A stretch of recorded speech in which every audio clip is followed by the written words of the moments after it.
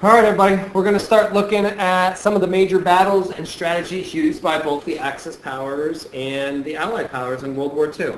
Right, before we get going, right, let's just make sure we just do a quick little review. Right, when I say Axis, I mean Germany, Italy, and Japan.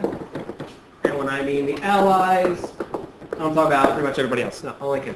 All right, talking about Great Britain, France for however long, Soviet Union and the USA, and several other countries as well.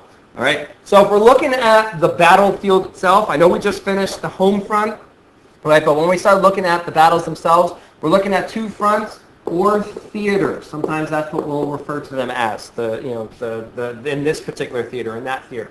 And we can really break them up into two. We can break them up into the European theater and the Pacific theater. Right, and the European theater we can actually say and Africa, right, because that's kind of like a sub-theater or a secondary theater. Right, so the European theater obviously is going to be fought here, and the Pacific theater is going to be fought out there. And the U.S. is going to be, fighting in both theaters, right, and then, sending troops obviously to both. Okay. All right, the first strategy we're going to discuss is the German strategy of blitzkrieg. Now, the rough translation is lightning war, right? The idea was the Germans wanted to overrun the enemy as quickly as they could, or overrun their opponents, right? So they used tanks, they used technology, the advanced technology for the time, tanks, airplanes, trucks, right, to transport troops in order to move them quickly around the battlefield. So when we look at this map showing us the extent of Nazi control, okay, they were able to overrun surrounding areas quickly, right, because they used that form of transportation to overwhelm. A lot of it was the air superiority, right, using bombers, using fighter pilots to fire at ground targets, right, so just overrunning the enemy as quickly as we could. So, and then here's just a funny picture, right, blitzkrieg when you only stop for kittens. Right, so now if we shift our focus to, let's get our map up here out of the way. If we shift our focus to North Africa, right, you may ask yourself like one really important question. Well, oops, dropped my pen.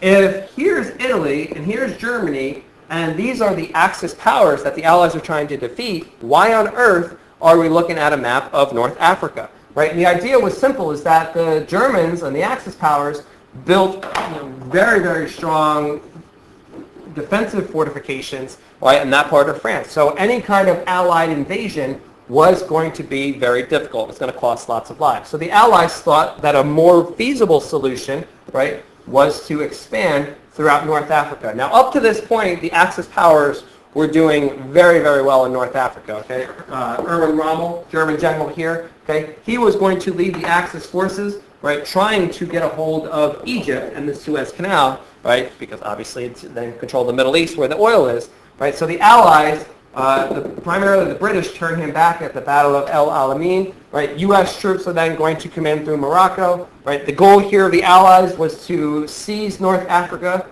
because they could then use that as an invasion route up through the southern tip of Italy. Okay. Here's another map looking at the Eastern Theater now. All right, so we're looking at primarily the focus on the eastern side over here. Right, so we know that in 1939,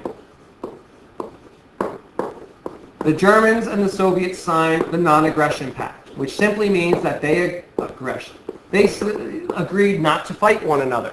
All right, and the whole idea was that the Germany wanted to protect its left flank so that it could focus on Western Europe, right? But Adolf Hitler goes back on that treaty and he launches an invasion into the Soviet Union, and he actually gets very far. A lot of things he underestimates. Obviously, the bravery of the Soviet troops, the distance he has to cover, the weather, right? And the primary battle here that we need to know is the Battle of Stalingrad.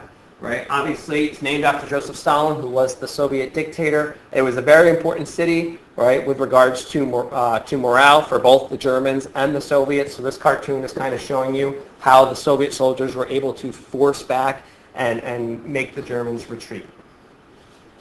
Okay?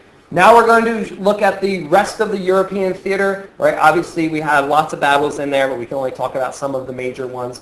Right? So now that we have the Soviets advancing this way, the Allies coming up through Europe. Now the Allies want to establish another foothold in Europe, right? So they're going to focus in on the beaches of northern France. So those of you that play the Call of Duty games, right, you may have heard about D-Day, right? It's also called Normandy, which was the name of the beach. And in my opinion, this would be considered the turning point of World War II. It's where Germany is going to start facing a string of defeats, right, and falling back further and further.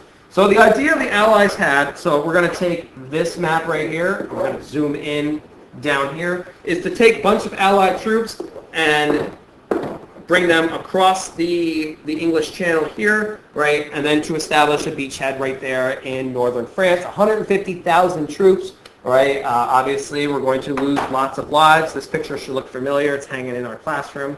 But ultimately, the Allies are successful, so now they turn and start to advance into Germany as well, right? And then this map, right, does a good job of kind of highlighting a ton of information for you. Obviously, it has a timeline up here, right? It's showing you a lot of the Allied advancing, the major victories that they have, right? And then eventually it just becomes a race between the British and the Americans, right? And the Soviets coming this way to see kind of who could get to Berlin, Berlin faster, all right?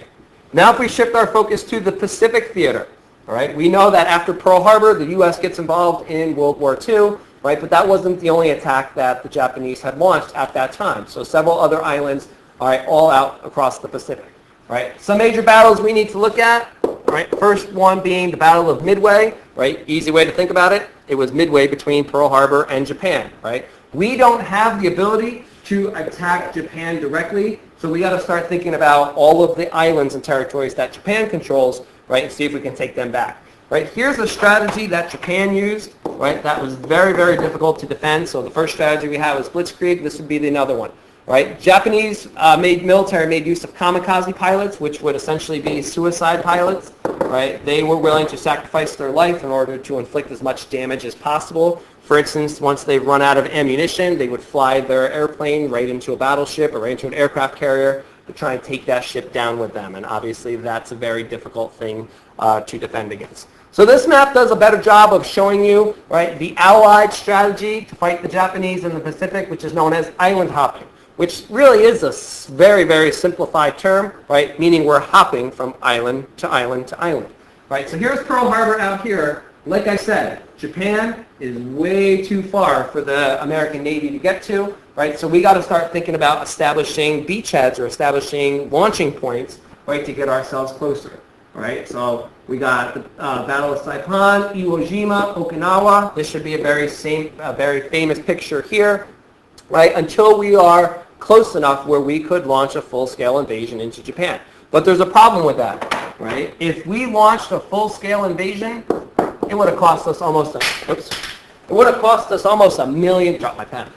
Million lives of American soldiers. Right, so the government starts to think about a better strategy. So secretly in 1942, because they knew eventually they were going to have to invade Japan to defeat them, they set up what was known as the Manhattan Project, which was to establish the atomic bomb, which is down here, that famous picture.